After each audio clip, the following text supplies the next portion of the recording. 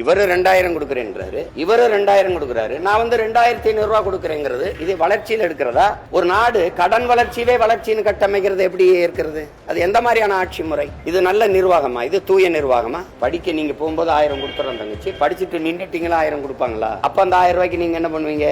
அப்ப படிச்சுட்டு நிற்கும் போது வேலை கொடுக்கணும். இப்ப 2 கட்சியும் சாராயம் வச்சிருக்கு. என் தம்பி வந்து ஒரு வார்த்தை சொல்ல மாட்டார். நீங்க மகளிர் நலன்கிறீங்க, பாதுகாப்பீங்க. சாராய கடையை போதை வச்சுட்டு எப்படி பெண்களை பாதுகாப்பீங்க?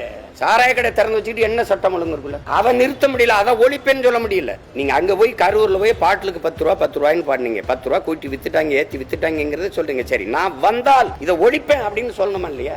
ஆடி தள்ளுபடி மாதிரி அன்னபூரணி சூப்பர் 6 எல்லாம் இந்த எரிகாற்று ஊர்லயே எங்க இருந்து கொடுப்பீங்க?